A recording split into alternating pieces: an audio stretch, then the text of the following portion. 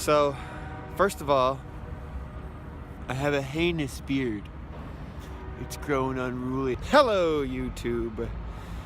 Well, for this week's vlog, we're going full tech time. What does that mean? It means I'm taking you to work with me for another projection mapping adventure. Here I am in Canada. We're gonna projection map. Wait, it's not Canada. Anything north of Chicago should be Canada, but I'm not in Canada at all.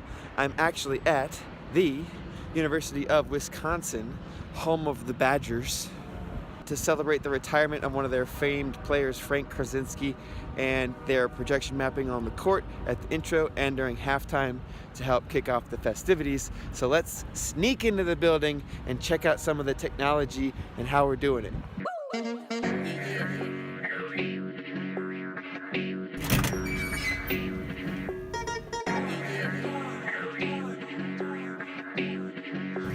Okay, we snuck in, step one.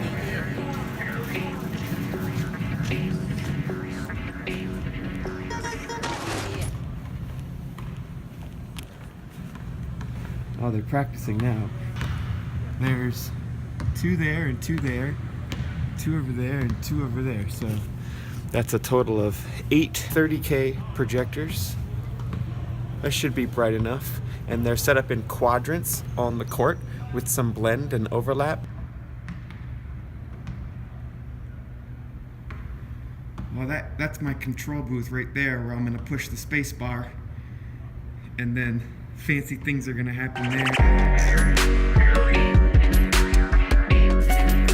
And then people are gonna go. All right, we're going into my world here. This is my computer land. Shh. It's all quiet now. It's gonna be hectic tonight. There's gonna be all sorts of mofos up in here. This will be like radio broadcasters, and in the end, it all gets controlled from this one little surface right here. This puts the different players up on the screen, and this will run the main show. It's actually that easy. So, whew. This is the computer that controls all the projectors in the air and how they keystone and geometry correction. It's also how we can remotely turn them on and off, so I don't have to climb up in the truss every evening, because that would be really difficult and I'd probably fall 80 feet to my death, and it'd be messy, although it would match the court and the Wisconsin colors quite nicely. Then we've got radios, so we can all talk and everyone can yell at me and say, "Go!" so I don't miss my cue. And then also we've got these computers with fancy audio cards, because in an immersive projection mapped environment, audio is a big part of the presentation.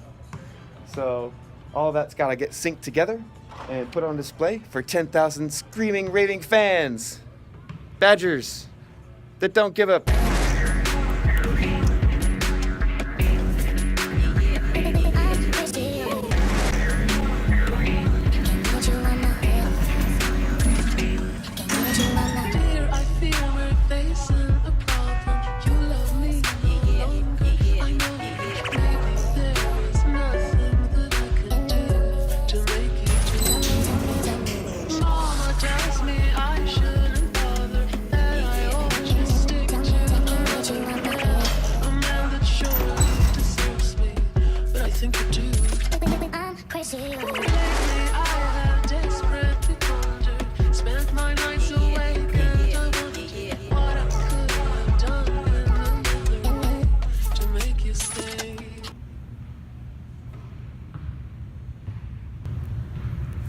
So, we're up in the catwalks now, and probably should look where I'm walking here.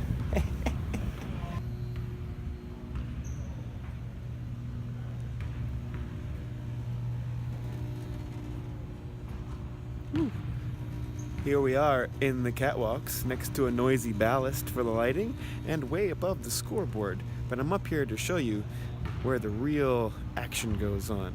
After the projectors, the signal cable hits very, very fancy computers that do all the rendering and the hard work, and they're up here in this catwalk. They're nice and safe up here. From here, they get networked into the control area, which is over by the control booth where I push the space bar with my finger, and that's what starts the show.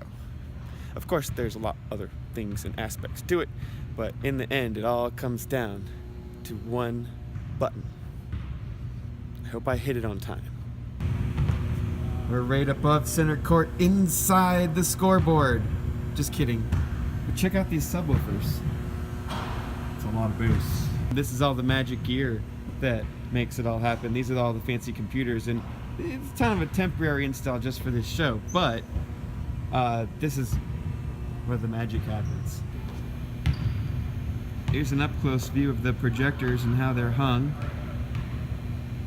It has a slight angle pointed straight down, and they're doubled up for brightness and for redundancy. That way, if one were to fail, we still have a projector so that you don't have a blank quadrant. Very important. Here is probably the most important piece of the puzzle, the power distro. These big power things, don't stick your finger in there. You probably don't want to stick your finger in there because that's all serious power. Enough for all the projectors.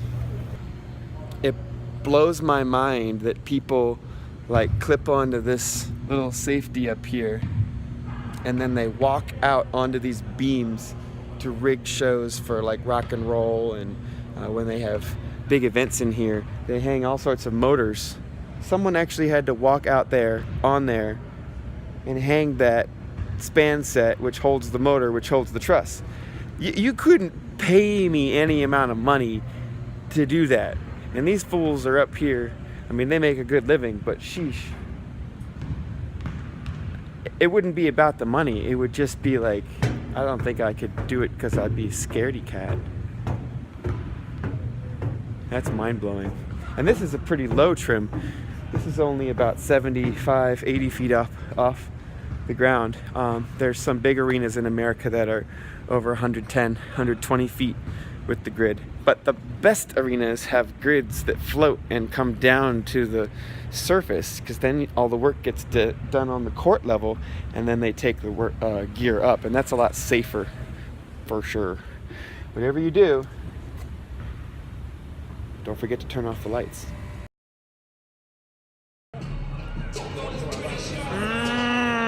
Nachos! And only red Gatorade. They only sell red Gatorade in Wisconsin. Badgers. It's practice time. Practice baskets and some ZZ.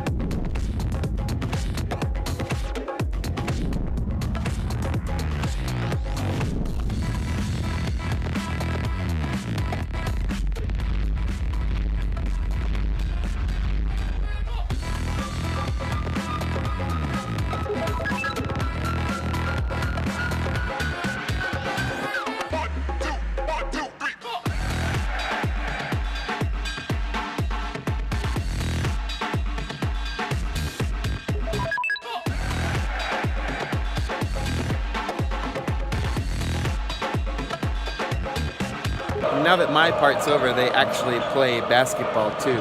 It's not just about me. So, on Wisconsin. I hope they win tonight. The game is still going, but my job is done, and that's because the pixels stayed where they were supposed to. Woo!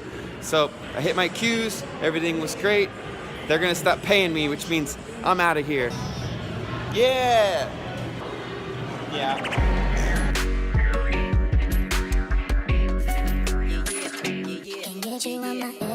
Sports ball, basket dunk with the orange ball.